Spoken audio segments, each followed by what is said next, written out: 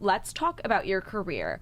What were you even doing before social media? Because I feel like I found you in recently, and I was like, her content is amazing. But obviously, you had a life before this. So what were you up to? Yes. So I've been doing social media for a couple years now. But before that, it was like 2016 when I graduated. 2018 when I graduated University of the Arts in London, and I knew I wanted to do something with arts. I loved the arts. I was always like into it. So I was like, okay, I'm gonna get a job at an art gallery, and that was like my dream. And I started working at this amazing art gallery and In London? In London, in Mayfair, and I loved it. It was such a fun job, and like I loved everyone I worked with, and I met amazing artists. And then I moved to another job, which was in a different gallery in London, which was not that great. I was definitely not treated the best. It was horrible. I would go home crying every day. They would be so mean to me, and it just sucked. But I was like, whatever, I'm just gonna keep going. And then COVID happened, and I got to work from home. I had some more free time. Even before then, I was making TikToks on the side, and I was always joking to my husband. I was like, I'm gonna be a TikToker. You manifested it. Before COVID, before it was like a thing, like 2019, I remember I was in Boston for New Year's or Christmas, and I was like, I'm going to be a TikToker. And my husband was making fun of me. He was like, this is silly. But I was doing my little dances. I was doing dance. It was like before you knew what the app was about. And then COVID happened. I started making some videos. And then I must have had like 50,000 followers on TikTok. Not a lot. But I was like, you know what? I'm just going to try this out. I'm going to quit my job. I had saved money for like 6-7 months. I like did not spend anything. I was like, I'm going to save all my money. And in case anything happens, I have, my savings to fall back on, and I can always get an office job. But unless I try this now and I give it a go, I'm never going to do it. And I'm always going to regret it. So also, once you quit your job and you put your all into making content, and there's like it's that or nothing, you really put your all into it. And I spent all my days making content and stuff that I wanted to watch. So making content endlessly until it kind of like worked out.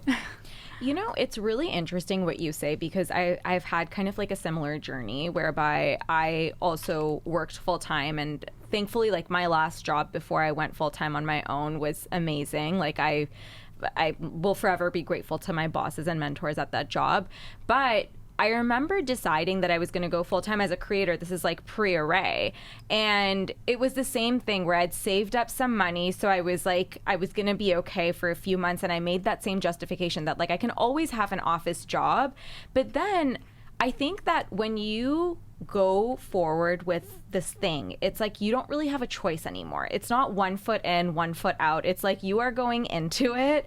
And I also think that whatever job you go into, like whatever business you're deciding to go into, whether it's content creation or your own business, I think it gives to you what you give to it. You know what I mean? Yes, I heard an episode of yours and you said that exact thing. And I love that quote. And it's all about like spending time and creating content and giving it your all. Like when you have your job to fall back on, you're like, okay, whatever, I'm not going to post today. But when you quit and you're like, okay, I'm doing this, you got to post, you got to create, you got to do it. And I was like, I'm going to try it out. And if it doesn't work out, it doesn't work out. Everyone was against it. My parents, my boyfriend at the time, my friend, like everyone. No one's going to support you unless you're winning. And that is a big thing. Like I feel like everyone goes through. Like once you're successful, it's easy to get that support from people. But when you're trying and you're nothing, everyone's going to be like doubting you. Well, I think the belief within yourself is really important, because I think with like whatever business you're going into, especially if you're an early adopter, because you were an early adopter of TikTok. Like if you were going into this full time in like 2020, 2021, like this is early days still. Yes. It was before the platform really took off. And of course, like, even your loved ones are going to be like, what the hell are you doing? Because they don't see what you see. Yes. But it's really important to have the belief and conviction just within yourself. Yeah, like I was being paid like minimum wage, and they were like, "You're never gonna make that type of money with the content and influencing. You're crazy." And I'm like, I'll do it. Like I would get like deals for like $50, and I'd be like, "Oh my god, like this is insane." Like I thought it was like the most amount of money. The first time, I still remember, I got like a quote unquote brand deal, and I went full time with content back in 2016. Okay, so that was before we even had the information that we have today. I feel like I'm talking about the fucking dark ages of content creation, okay? But I remember a brand sent me clothes for free, and I was like, what? First I thought it was spam. I couldn't even wrap my head around the fact that like someone wanted to send me clothes. You were like, this is insane. I couldn't, like, Anastasia, I was like, I couldn't believe it. I was like, I don't even know it's real anymore. But it's really interesting because, like, you know, when you're starting out, you're so excited, and like even just those like little moments are like, I don't know, a sign that you should keep going. Yeah. Oh my God. I remember getting my first like PR package from like, you know, Princess Polly or whatever, and I was like so excited. I was posting thousands of TikToks. I would email brands like, hey, like, can I like post you, like send me your products and I'll post you, I'll make this amount of TikToks. I just wanted to like make content and show brands that I can do it. Yeah. And like so many brands just like did not reply. I'm like, it's okay. That's okay. You know? They'll see. Yeah, exactly. And also I think that like I've always taken it as, even if someone says no in the moment, it's like, it doesn't mean that they're going to say no forever. No, I'll hate them forever. They're on my, I'll never use your products with. I'll remember forever. Never letting that go. No, I'm joking. So talk to me about, obviously you were doing, like you said, you were doing like the dances initially, but then when you started to go into it full time, like what kind of content were you creating, and when did you realize that you'd kind of found your niche? Because like obviously now I go to your page and I know what kind of content I'm going to expect, and like I have to say, I fucking love your content. It's like really feel good. Like I love your beauty recommendations, but how did you even land there? So I think, and this is a tip I give to all my friends and followers when they ask me like, how do I post? Like, how do I find my niche? Do everything. Try out everything. Every style of video that you can think of, try it out and see what sticks. Try the wellness. Try the beauty stuff. Try, you know, the health and fitness. Try whatever your interests are and see what sticks, and then do that. So whatever is more natural to you. So I guess I just started doing stuff that I liked to watch. And I am a girly girl. I liked wellness and health and what I eat in a day and beauty routines and workout routines. So I was like, I'm going to make the content that I like to consume because that is what I want to do. Like, that's what I enjoy watching. So if you don't believe in your own content, no one will. If you don't like your content, no one is going to like it. If you're just doing it because you think it's going to get clicks and views and likes, it's just not going to work. Do the things that you like to watch. And that's like my number one tip. So I started doing the things that I really enjoyed watching. And it was like a lot of beauty and health. And I started with like a lot of like routines, like morning routines. And I loved those because I'm a YouTube girly. Like I grew up like watching like Olivia Jade and like all those like health YouTube girlies. So I started doing those, and then I really liked doing them. But I was like, I think there's like more to me. So I'm like, I started doing the what I ate in a day and like more like beauty, and that really stuck, and like makeup really stuck, and like my everything shower routines I love doing. And it's just stuff that I also enjoy watching. I love like ASMR. So I like incorporating like a little bit of ASMR in my voice and in my clicks of opening products and stuff like that. When you started to notice your videos take off, were you very data driven in your approach, or were you more like, okay, like today I feel like creating this, or like were you more so like, okay, I'm going to respond to what my audience is also enjoying?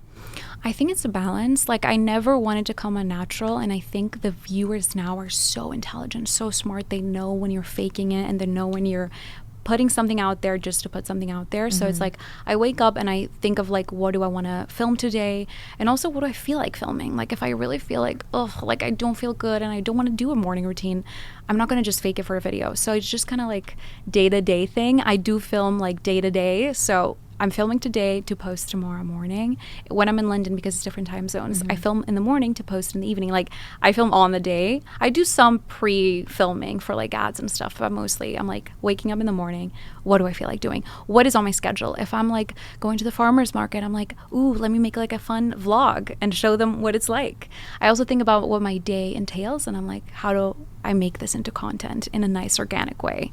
That's amazing. Like, I can't believe you just posted, like, done that morning, like posting in the evening. That's a lot.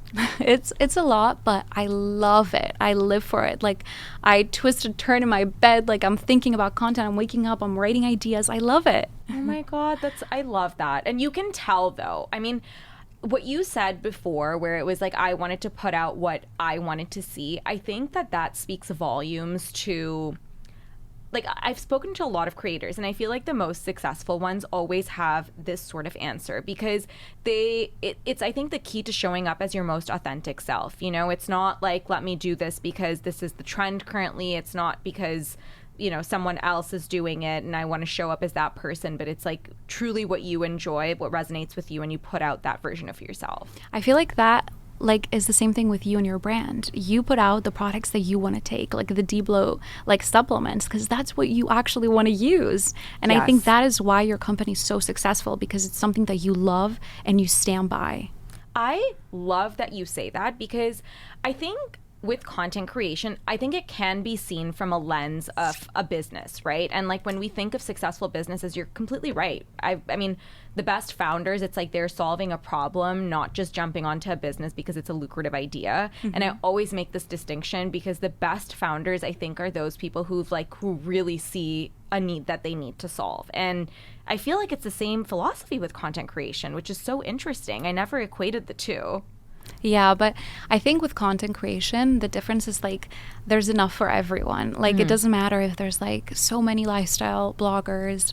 The more the merrier, I think. There's not really competition. Like, I love seeing my girls succeed and get views and likes, and if I see them doing an ad, I always make sure to comment and support, like stuff like that. I love that you say that, because I've had questions like this, that like, oh, like, do you think it's too late? And I'm absolutely with you. Like, do you think it's too late? Because I definitely don't. I don't think it's too late. You see, like Alex Earl, she popped off last year, and she was doing content creation, but she got really big last year. So there's enough for everyone.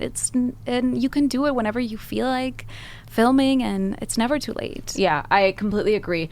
Also, I think that you bring up Alex Earl, right? And I think that people see creators and they're like overnight success. And I feel like people have been like hustling behind the scenes for a long ass time before they pop off. Yes, you know? For sure. She was posting like years before, and she just saw that those Get Ready With Me's like really got views and likes, and she was like, let me do some more. And it's the same with you. I mean, you were doing TikToks like long before you went full time with it, which goes to show that, like, you know, you were doing it silently before anything really even happened. I was trying, girl. I was trying. I was filming every day. It was just like, it was my dream. So I'll never complain, you know? I'll never be like, oh, this is so hard, or no, you know? I mean, if you love it, then like, I feel like the quote unquote hard is worth it. Like, I feel the same way about Array as well, right? Where like, yes, of course, like certain days, like you go through more challenging times than others, but I love what I do. And like,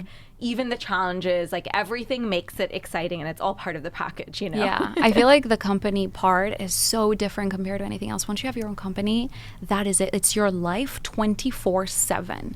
Like, you breathe and live, and like your every day is consumed by Array. And it's not like, oh, I'm going to go to bed at like 8 p.m. Like, that's when my phone shuts off. No. Your phone does not shut off. That's why I feel like it's so difficult owning a company.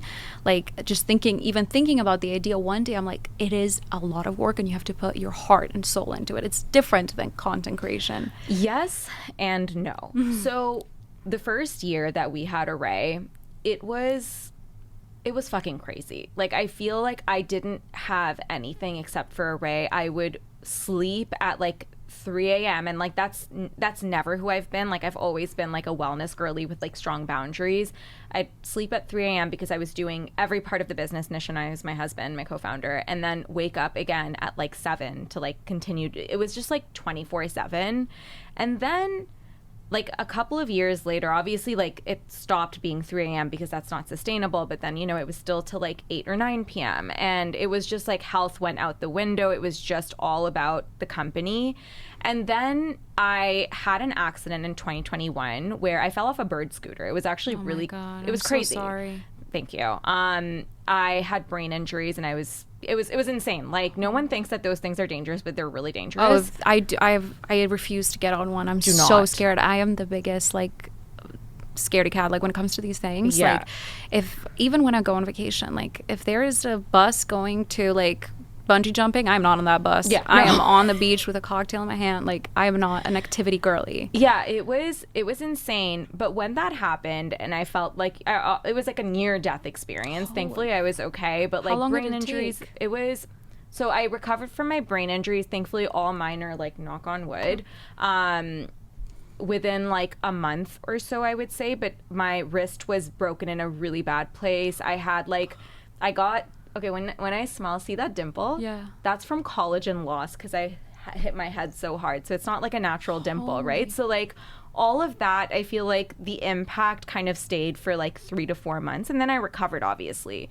But I think it's traumatizing. It's super traumatizing. And my big takeaway from there was that our health is literally everything. And of course, there's certain times during the business which are like really crunch times, but that's like in a silo, maybe 1 week at a time, every like maybe 1 to 2 times a year.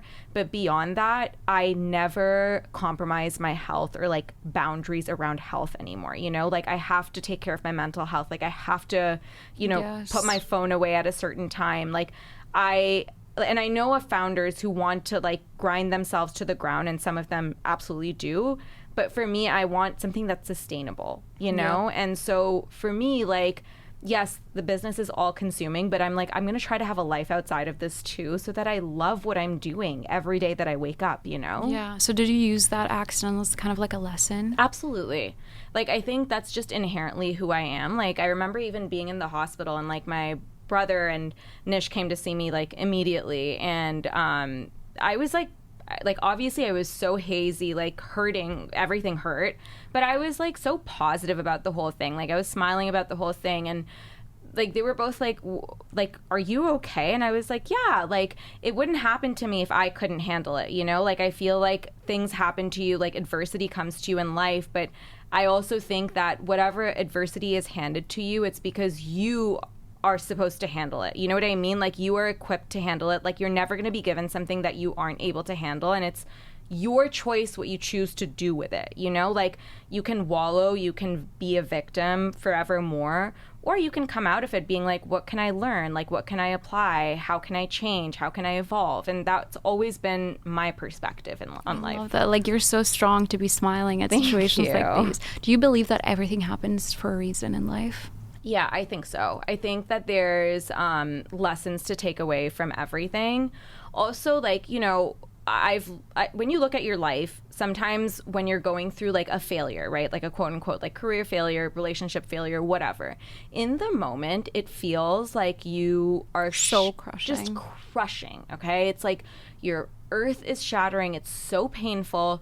But then I have never looked back on my life, been like, oh fuck yeah, like that happened for no reason because the world was against me. Like I've never thought that. There's so true. You know what I mean? Oh my god. So in the pandemic, like I was applying, right before the pandemic, I was applying to work at Cartier in their offices for PR and stuff. And I remember getting rejected and being so devastated and so heartbroken and so like crying. And I was like, I hate my job and now I didn't get this job, and why God? And like, how different everything would have been if I had gotten that job. So it's exactly what you're saying. Like nothing that, a door has never closed where I'm like, why did that happen? Exactly. And sometimes you don't see that until like even years later, but you do see it at some point. Like when we're speaking about jobs. So my husband, I remember, so we've been together for a really long time and we got married like recently, but back in 2018, he was going through a job interview where like he was scouted for like a really big tech company, and they flew him out for his interviews, and like last round he made it, and then he didn't get the job, okay? And this happened twice with the same company, okay? And it's a big, big company. It was his dream. And he was so devastated in the moment. And I was like, Nish, there's a reason for this that we're just not seeing right now, and it's okay. And we look back on that moment now with our business, and it's like, if he had taken that job, if he had gotten that job and it was his dream job, he would have never left it to start Array. You know, like, why would you leave your like insane dream job to go start a business at that point? You know what I mean? So it's like, Oh my God. you don't even see it in the moment, but that's why I'm like, I know that adversity is going to come to me. It comes to all of us, but it's like, it's always for a reason, and I trust. Always. I'm such a big believer in this. But oh my God, having a company with your husband must be so hard. Like, some days we can't even decide what show to watch with my husband. I can't believe, like, starting a company. To be fair, we can never agree on what show to watch except for The Office, but Love The Office. Biggest Office fan. so Like, fucking funny. I watch it all the time. We have it on the background like 24/7 yes! in my house. Oh my God, literally, yes. I'm such a loser. Sometimes I'll have a hard day and I'm like, Nish, I want to catch up with my friends. Turn on The Office. You know? No, I am obsessed with The Office. But literally. in terms of working together, honestly, we're like very, very different. Our skill sets are totally different. So I feel like we work really well together for that reason. Like, we don't touch the same parts of the business, and I think that's good.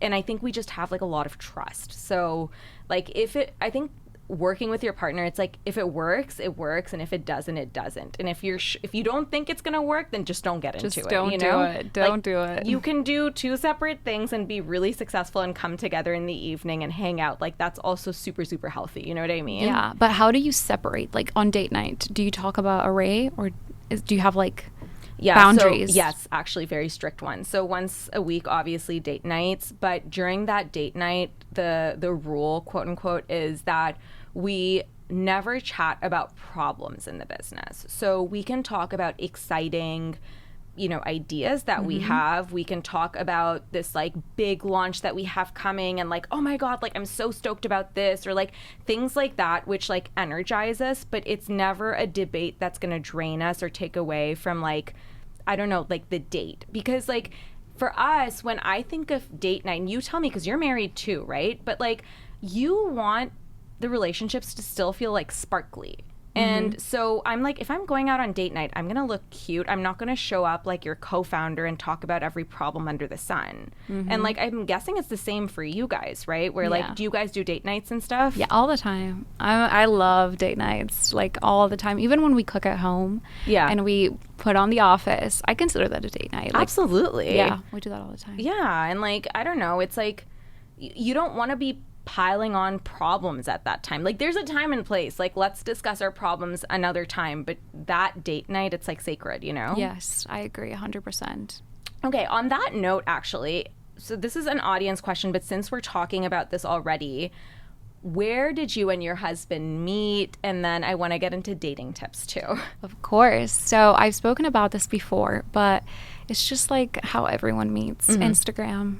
Really? Yes, he slid into the DMs. Stop. Yep. When? But that was like 2018, 2017. Before I had like 50 followers. So I wasn't like a social media person. Yeah.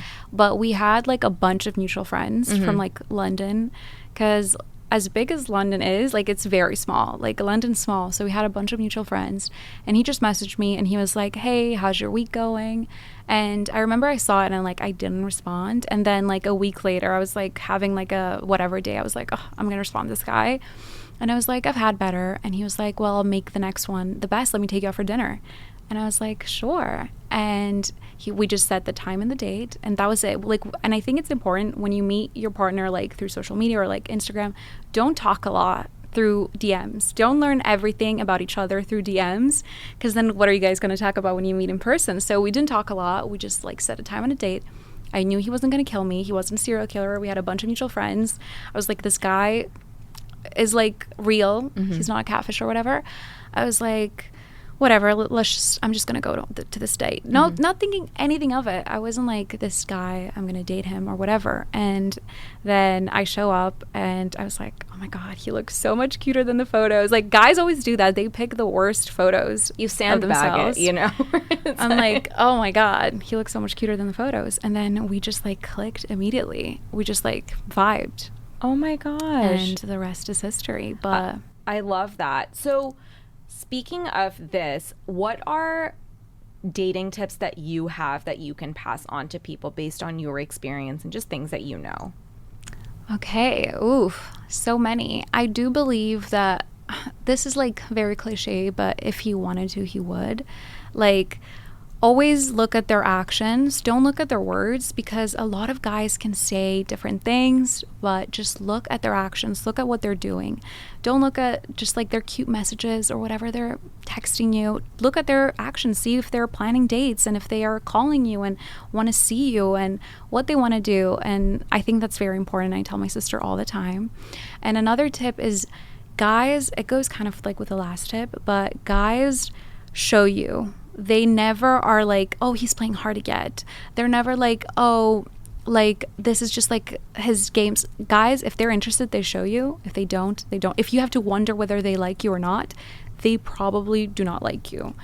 So I could not agree more. I feel like you shouldn't have to do an investigation to like figure out what like. And I've done so many investigations. When I was young and dating, I was like, does he like me? Like, no, bitch, he doesn't. Actually, yes. Like, this is so true. Like, I remember going through the same shit in college as well, where I was like, I would hold on to like the smallest thing that like this guy that I was like, you know, like situationships or whatever did, and hold on to that hope and like tell myself stories. Me too. Like, this is imaginary. The delusion. So delusional. It's insane. So I feel like at the end of the day, it's like pretty simple. Like, he either likes you or he doesn't. He either likes you or he doesn't. And always stay true to yourself. Stay authentic. Like, when you go on dates, be yourself. Don't be someone you're not. I'm trying to think. I'm always giving, I have a 15-year-old sister, and I'm always giving her dating advice. And I love it, because I wish when I was 15 I had someone to tell me what to do and what's right and what's not. But yeah. What are red flags for you that like women should look out for in general? Red flags. Like, guys who say they're not good with their phones. Everyone is good with their phone. Everyone is glued to their phone nowadays 24/7. Of course, there's some exceptions, but if a guy's not texting you back and he texts you like a week later being like, oh, hey, sorry, like didn't see your text, he saw your text. If a guy is like messaging you days after the date and you're saying, oh, he's just not that good with his phone, people are good with their phones. And also, if they want to make time, they'll make time. If someone's busy all the time, they say they're busy. Of course, there's some exceptions to the rule. But most of the time, you can make some time to see someone. So that is another red flag. I'm trying to think, what else is a red flag? Guys who are mean to you. Like, a lot of the time, and I did a TikTok about this yesterday, a lot of girls are dating their biggest haters. Guys, I saw that. And who I was do like, not want to yes. see them succeed. Guys who are jealous of them. When something good happens to them, when they get promoted, when they get opportunities, they are pissed. Like, you can tell they're not happy. They're not fully happy. So also that, like, guys who make like snarky, jokey comments to you. It's like not a joke. It's not a joke. They hate you. It's true though. And like sometimes I'll see my friends date these guys who like make them feel bad about the fact that they're like strong, like successful women. And I'm like, what are you doing? Like your partner should be like your biggest cheerleader, not this shit. Like, this is crazy. Like, I'm totally with you. Like, that is such a red flag. Yeah, that is 100% a red flag. Guys who don't text you after you hung out, like, hey, did you get home safely? Or take you home. Like, I think that's also a red flag. Making sure, you know, you're safe. I think that's also a big one. Yeah, I completely agree with you. Okay, so speaking of, like, I know that you said that you did that video on, you know, dating, like, a mean, your hater. Yes. Right?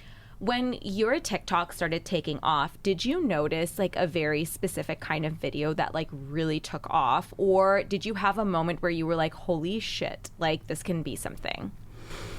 I had one video that took off and it was so funny. And there were so many like jokey TikToks made after it. But it was like my morning routine after a night out. And that like kind of like was the first video to blow up. And it was like my morning routine after a night out, and it was me making my bed and having my green juice and stretching and showering. And people were like stitching it, being like throwing up or like like in the hospital with IVs. But the thing is, like, after a night out, I'm not a big alcohol drinker, so I never meant like after like a drunk night out. Like this wasn't like my hungover morning routine. I just said like after I went for dinner at like 6 p.m. and people took it as me being like, this is me after clubbing, which obviously like I wouldn't be like in that state stretching and drinking green juice. But it was so funny, and there were so many stitches that were so funny, and that was the first video that I was like, oh my God. Did you feel badly though? Did you ever take it like, oh, people are making fun of me? No, you can't take yourself like you can't take things that seriously when you're on social media. Like, people are gonna make fun of you, people are gonna tease you, people are gonna comment mean things. You just kind of have to get used to it and laugh with it. You know what I mean? You just have to get on the joke. The second you get on the joke, the second it loses its power over you. You know what I mean? I love that. Were you always like this? Because I think it takes like a certain amount of like, I don't know, self-awareness and self-confidence in order to like see that. I mean, I'm 26. Didn't start social media super young, like in my teens, which I think I would have been more sensitive. And I think my age is a good age to start social media. Like, if there's some girls out there listening and they're 25, 26 and they're thinking about it, do it, because you have thicker skin and you're smarter and you know better. And when you know better, you do better. So I think being, a little bit older than a teenager is helpful when you're doing social media. You don't get as upset when you get mean comments. It's part of the journey, and you just have to block and delete. The block button is free, and my page is all about positivity and light and happiness and health, and if you're coming with bad vibes, you're getting blocked.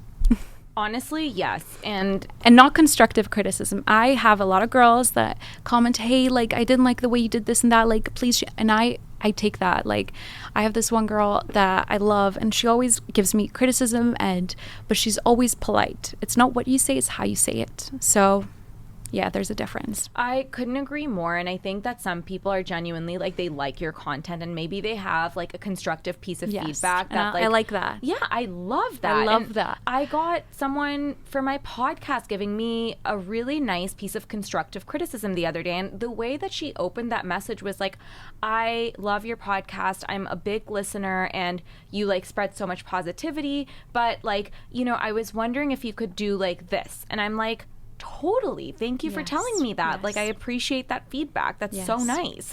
Yeah, like, I love when they tell me like notes and what I should do and what I shouldn't do.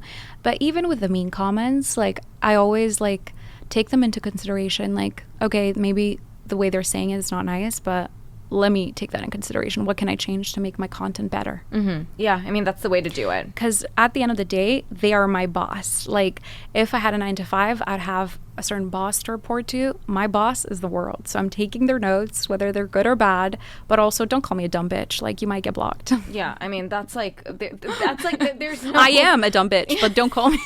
I can call myself that. You can call me that. I'm dead. Okay, so speaking of routines, since you have a post-night out routine, tell us your morning routine, because I know you're a routine girly. Okay, I am a routine girly. I think routines are so important. They are what makes, a routine makes your morning, and a morning makes your day, and a day makes your week, and a week makes your month, and a month makes your year, etc., etc. So routines are important. They ground us, and they bring some sort of like everyday calmness in our day, in my opinion. That's why I love routines. And morning routine is the most important routine, in my opinion. And I'd love to be that girl that's like, I wake up and I just like meditate for 40 minutes. I check my phone. I have to be real. I can't not be real and say I don't check my phone first thing in the morning, because I do. I check my phone, and I just like to look at like my emails if I have something urgent. I like to wake up around like 7:30 a.m. every day. And then I'll get up and I'll make my coffee in the morning. I like to chug a big glass of water first thing. And then I like to make my coffee, and I like to drink my coffee either inside, or like I'll go outside in my garden and I'll take my journals, and I love to journal. I have my own manifestation journal on Amazon. And I always start by writing affirmations, my I ams, because I like to tell myself who I am before the world tells me who I am. Especially doing social media, I think it's important telling myself, like, I'm strong, I'm love, I'm light, I'm confident, I love myself. I like to write down all my I ams. I like to write a small like to-do list, some things that I really need to do, some emails, some deadlines. Then I like to go into my manifestation and like write some sentences that I want to manifest. And then my gratitude, like write things that I'm really thankful for. And I like to switch it up. Every day it needs to be different things I'm thankful for, because there's thousands of things to be grateful for. And then I also like to do this thing, which I will start listing things I'm thankful for that I don't have in my life, but I want to manifest. Yes, that's like, I do the same thing. What I've manifested into my life because of it, it's like, it's wild. I thank the universe for my fat ass. I do not have a fat ass anymore. I'm manifesting it. I'm trying to make that happen. But I like to like thank the universe for things I want to manifest in my life. And the way I've done my journal page is like, it can be done in 5 minutes. And that is so important for me. If it's like a 6-page journal, I'm not going to do it. Making my morning routine productive and fast is number one for me. So I can do it whether I'm in a rush. I can do it whether I have all the time in the world. I can do it whether I'm like, whatever. I can do it anywhere. So 5 minutes of journaling while I drink my coffee. And then I have this like, it's called Journey to the Heart. It's it's a book where it has like small paragraphs dedicated to each page. So like October 12th, it has like 5 little small paragraphs, like literally like 500 words of like, and it's a good message about the day. So I start the day in a good note. Oh, I love that. I'm going to get that book. Oh my God, you have to get that book. It's so good. And then I will change into activewear and I'll head to the gym. I'll go either do a Pilates session or I'll do like a 30-minute like Stairmaster and some abs or some booty work. But I like to move my body in one way or another. I try to do that like almost every day. Of course, I have rest days, but I like to do that a lot. I'll always make my bed in the morning as well. That's also a big thing. And then I'll go back, I'll shower, I'll do my skincare, and then I'll start my day. But like I have some non-negotiables, which is journaling. If it's a good day, I'll try and put in a meditation in, like after I finish like my coffee and my journaling. And I like to use Superhuman. It's Mimi's app. Do you know Mimi? Yes, Mimi's great. Do you guys, well, she's not always in London, but like she's there right now, yeah, right? we tried to do something, but I was gone and... Yeah, she's great though, such a sweetheart. She's the best, and her app is just life-changing. So I like to do, like, I try and do it every day. I will do it. I promise. On this podcast, it's a promise. A 10-minute meditation, and then... yeah, just like move my body, journaling, drinking lots of water, making my bed, taking care of me is very important for me in the morning to start my day off on a good note, and then I can take on the world. That's why I like to wake up early, finish early, start my day at around 9:30, 10:30. I completely agree with you, and I think that having the morning routine makes sure that you're not reacting to things around you, where like if you take the time to ground in yourself and like kind of like focus on what's important, then I think it's just like almost like a suit of armor when you're going into the day. Yes, I agree. Also, meditation helps with that. Like whenever I meditate, I'm like, wow, like nothing pisses me off. It's true. Also, a big part of my morning routine, and that is a non-negotiable, is calling my mom. I have to call my mom, and also my sister. Like I'm like that, and like spend time with my husband as well. Like we'll go for a walk. Stuff like that. So cute. I mean, honestly, though, like the days sometimes I call my parents while I'm out on my walk, like I did that this morning, and like I don't know, it's like such a nice thing to do, like it's just like a good, happy start to the day. Yes, yes, I love it. Okay, so I want to get into audience questions. The first one is, can you share what you do about imposter syndrome and how you found your path? I've definitely felt imposter syndrome all the time. Like I feel it all the time, daily. Today, I'm like, wow, I'm at this amazing podcast with this incredible host. Oh my God, are you kidding me? Why am I here? But I do believe fake it till you make it, baby. You gotta fake it. You gotta show up as her. Another trick I have is that goes along with fake it till you make it is have like someone in your head that's like it's you but with a different name. Like how Beyonce has like Sasha Fierce. Make a separate version of yourself that is the dream version of yourself and have a name for her. And when you need to tap into her, you choose to tap into her and you walk in the room while you embody that person, that version of yourself that is super confident and knows her shit and walks in with confidence and she owns the room, and embody her, try and be her. And the more you do that, the less you're going to have to try to embody her, because you're going to become her every single day if you show up as her. And I think that's also another tip I have. Have you read the book Imposter Syndrome, The Alter Ego Effect? No, but I feel like I need to. You absolutely need to, because the whole book is rooted in exactly what you said, because Oh my God. it's actually like a psychologically proven method that a lot of CEOs, athletes, performers use. And you, like, as one of the exercises, it's like getting really nitty gritty into like what your alter ego is. So like, I like have a name for her. Like, I know who she is. And like, if you don't have a clear, like image of who that needs to be, like the author says as well, like if you look at like a celebrity or someone you really look up to, like see if you can embody parts of them, because sometimes our imagination won't tell us, but like find someone then that you can model yourself after. That's how I passed my driving test. Really? Yeah, because Kim Kardashian said she loves driving. And I am not the best driver. Yeah. So I'm like, imagine, like, I'm going to embody Kim Kardashian driving her kids to school. Like, I'm so delusional. I love that. But yeah. I eventually passed it. Honestly, I mean, I just took my test 2 weeks ago. Oh my God, how did that go? I passed. Oh my God, yes. I was so happy. And by the way, just if anyone needs any motivation here, I'm 32 and I had never driven in my life. So I had to do all the driving lessons, everything, like over the last few months. You as well, recently? Same, recently. Okay, that makes me feel a lot better. It was so hard. I must have taken like literally 30 lessons. I was like, the more the merrier. I just want to feel so safe on the road. Thank you. I want to be over prepared. I feel like also when you're younger, you're more naive and you don't value life as much as you do when you're older. So you're like, whatever, I got this. You're cocky, you're confident. When you're older, you're like, streets are dangerous. Yes. And I need to be so prepared. I drive like somebody's auntie. You'll catch me like this up close to the steering wheel. I'm like so slow. I want all the roads to be like the slowest driving limit, because I drive like somebody's auntie. Literally same. And it's so funny, the feedback that I got at the end of the test, the test guy was like, you're very cautious. You don't have to look 6 times. No one's coming. No, you gotta look 6 times. I gotta look for everyone, every single angle. I'm like, I gotta be prepared. I failed the first time because I was going too slow. I was going so slow. I couldn't like gas it. Even in highways, I was like, I'm so scared. Yeah, I was going real slow, let me tell you. Like at one point, right at the beginning of the test, the guy I had who was testing me, honestly, by the way, speaking of manifestation, I woke up that morning and in my journal I wrote, the guy who's doing my test has the best energy and I'm going to pass with flying colors. All of that happened. So the guy who was testing me was he was just like, he was cool, you know? So he had like good energy. And like right when I started, we like got into the second road and he's like, do you know what the speed limit here is?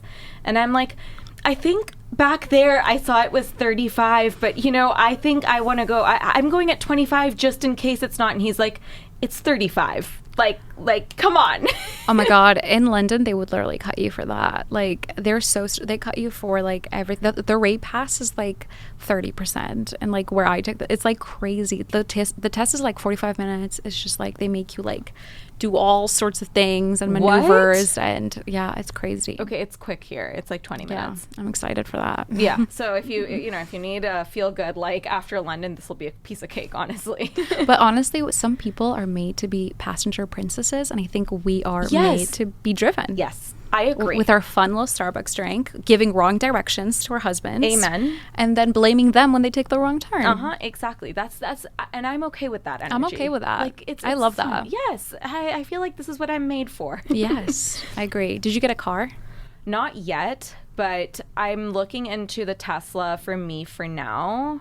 And then my husband wants to get a different car, which we'll have to talk about later. But he's like a boy car. He loves like his Lambos. Yeah, he's like, I'm like, we're not doing this. It's like it's impractical. So we're gonna have to land somewhere in the middle there. But you know how boys But you are. can have the like mom car, and he can have the boy car. Well, I'm like, we should get like a middle ground car because I'm gonna drive that shit too. So I'm not out here like driving like a complete boy car. I'm like, let's just get something that's like cool for me too, and the Tesla for now, so I can like get really good, while we wait for the second car. But it must have been hard being in LA without a car. Do you Uber everywhere? No, my husband has, so like we have a car, but it's like a rental car basically. So he drives. Before you drove. Yeah, I know, but he still doesn't let me drive our car, so I have to drive my assistant's car. Poor girl. She's so sweet. So she sits beside me and she's like my driving instructor. Like literally. And every time we drive, she's like, "Oh my God, Sif, you're so much better today than you were yesterday." I'm like, this is the energy I need in my life right now. I love her. And honestly, the secret is doing small trips every day. Like 5 minutes, force yourself to get in the car, go to the grocery shop, go to the gym, just force yourself to do a little bit of something. Yeah, that's what I've been doing. I just go to the gym every single day. It's like a nice like 15-minute drive, and like it's like it challenges me a little bit. That's a long drive. Well, like 15 minutes in traffic, like 10 without anything, but yeah, like it helps, like it forces me to go on the main roads and like tricky intersections because like I don't do those. Listen, out here I only go straight. I don't even turn. I don't want to go on big boy roads. I don't want to do none of that stuff. Yeah, over here it's the trenches, let me tell you. And I love traffic because that means I'm not driving. Okay, honestly, I don't know what people are complaining about. I put on a nice song, a podcast. I'm chilling. Traffic does not bother me. Yeah. Okay. Roads bother me. Yes. Moving on to the next question from our audience. What are your ride or die makeup favorites? I love makeup. I try different products all the time. I'm a makeup junkie. I collect makeup, and I try and wear makeup, not every day, but like every other day I usually wear makeup. Okay, so off the top of my head, I love the NARS Orgasm Mascara. Is that what it's called? I'm not sure. But the red NARS Mascara is incredible. It makes my lashes look like fake lashes, and I have non-existent lashes. I love it. Okay, this is my secret to making your makeup look like skin and glowy and gorgeous and give you that 3-month pregnancy glow without the baby that we all want. But I love the Laura Mercier liquid highlighter. Ooh. And I dab that on my skin after I do my powders. So I'll do it on the top. Instead of like powder highlighter, I like to use the liquid highlighter on my skin, the Laura Mercier. And then on top of that, I'll take the Tatcha Dewy Mist. Though they only have one mist, but like the Tatcha Mist, and spray it instead of a setting spray. And that will make my makeup look so glowy and gorgeous. And then the Dawn Lashes by Kiss are incredible. And what I do is I take one strip and I cut it in the middle. And then I tailor it a little bit because it's still too big. And I apply those two ends on the ends of my eyes, like outer corner lashes, and it just makes my makeup look so much better. Like lashes always elevate my makeup, and it's so easy. It takes 2 minutes, and I love it. I do it all the time.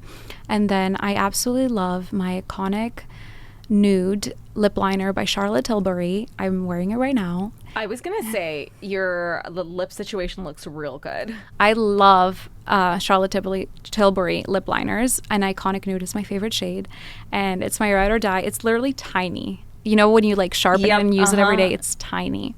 But I love to use that with the KKW lipstick in the middle, and then I take the Fenty Gloss Bomb and I do that over, and it just looks so good. I can attest to that. It looks really good. Thank you. I'm trying to think if I have other like ride or die products. I like to try different ones. Also, the Armani Luminous Silk Foundation is incredible. I have it on right now. That's why your skin looks flawless. Like truly, it's like your skin but better. It's your skin but better. It's so good. It's so glowy. It's good though. I wouldn't suggest it if you have acne, because I did try it when I had some acne and it didn't work. It didn't cover my face. But if you have normal to dry like skin, you will love it. I love the Armani Luminous Silk. It's so good. I love the Hourglass Concealer. I haven't tried it, but I want to. It's really good. Yeah. And then the Fit Me powder by Maybelline. Is it by Maybelline?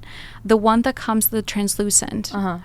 It's from the drugstore, and it's so good. It's amazing. It's better than some of the more high-end ones that I've tried. Honestly, nowadays you can find most of what I mentioned in the drugstore. Back in the day, drugstore was not an option. We had a couple products, we had some mascaras, but that was it. Nowadays, the drugstore has incredible products, and literally you can find everything there that's as good as Sephora and expensive brands. So people have options. People have options, and you don't need to have expensive things to look flawless and have amazing makeup. But I will be adding all of these to my cart. That being said, please try them and let me know what you think, because they're my ride or dies. But I'm always open to trying new things. I always like to try new things and test makeup out. And I'm the same. Like with makeup, I feel like it's like fun. It's like art. You know, it's like a little project. So I like to have fun with it too. I'm with you. Except like certain ride or dies, like the foundation. Oh my God. You can't go back from this. You can't go back. It's pricey, but I think foundation is one of the things that it's okay if you spend money on a foundation, because think about building a house. You want the foundation to be really good and steady. And then the furniture you can buy IKEA and it's okay. Yeah. But if you have a good foundation, the house is going to be great. Same with your face. Good foundation, the rest can be drugstore. Agreed. Love. Okay, Anastazia, this has been amazing. Tell everyone where they can find you. Okay, so you can find me on Instagram, Anastazia Dupee, and then TikTok at Stasialicious. Yes, and what else? My podcast is called Confessions by Anastasia, and my YouTube, Anastazia Dupee. And what should we search for if we want your journal? My journal, go on Amazon and search Manifestation Journal, and it should pop up. Amazing. And yeah, it's also linked in my Amazon storefront, on my Instagram, and my TikTok. Perfect. Thank you so much for having me. I had a blast. Thank you so much for being here. This was so fun.